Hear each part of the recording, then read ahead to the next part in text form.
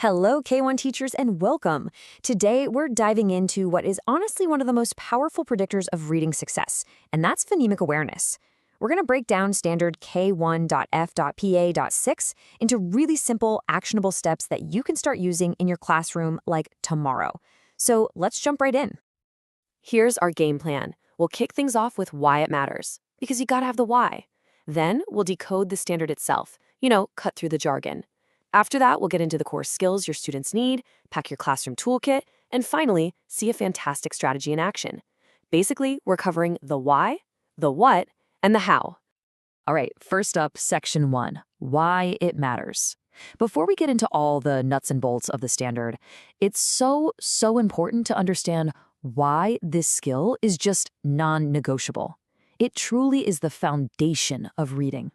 So let me start by asking you a really big question.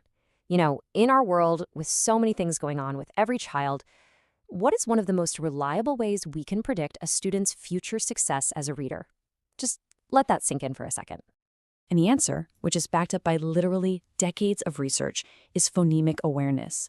A student's ability to hear and to play with the individual sounds and spoken words is one of the single best predictors we have. This isn't just some small, nice-to-have skill. It's the absolute bedrock that all other literacy skills are built upon. So, with that crucial why locked in our minds, let's move on to section 2, decoding the standard. We're going to take the official language of K-1.F.PA.6 and turn it into something that's actually clear and useful. At its heart, phonemic awareness is an auditory skill. This is something that happens with your eyes closed. It has nothing to do with letters on a page. It's all about a child's ability to hear, to identify, and to actually play around with the individual sounds and words they hear. Okay, now for section 3, core student skills. You see, this standard isn't just one single thing. It's really a progression. Let's take a look at the specific skills we're asking our students to master, moving from just identifying sounds to really, truly manipulating them. This table really lays out the whole staircase of skills. Notice how it starts out pretty simply, right? Just identifying sounds. What do you hear at the beginning, the middle, the end? Then it moves up to vowels, then to blending and segmenting, and finally it hits the most cognitively demanding task, actually changing those sounds by adding, deleting, or swapping them out. And just so we're all using the same lingo, the technical term for one of these tiny sounds is a phoneme. It's the smallest little puff of sound you can make. So for the word cat, we're not thinking about the 3 letters, we're focused on the 3 distinct phonemes, k, a, t.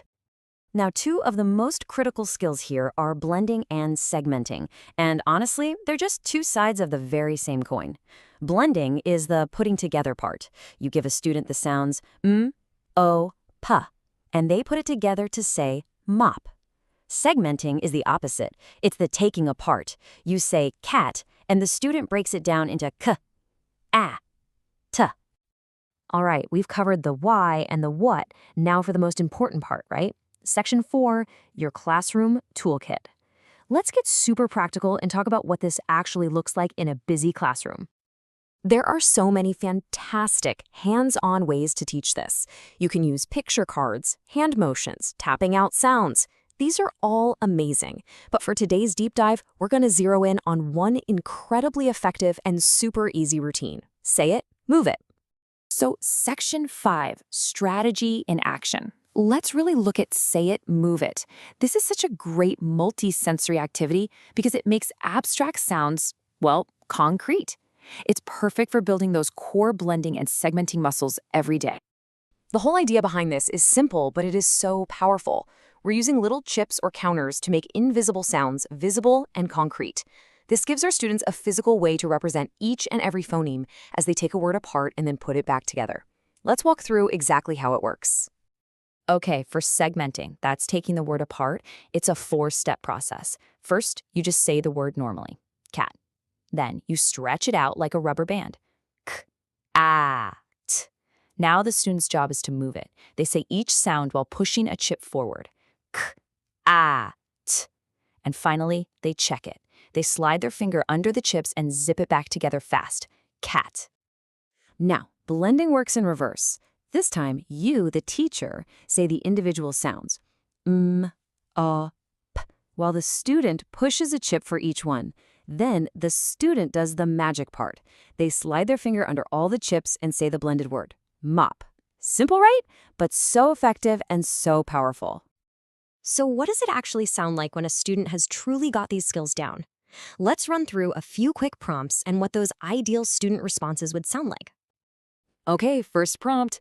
Imagine you ask a student, how many sounds do you hear in the word lake? Now remember, we're listening for sounds, not counting letters.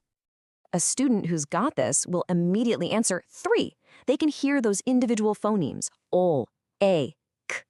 They're not getting tricked by that silent E at the end because they are listening, not just looking at the letters. That's the key.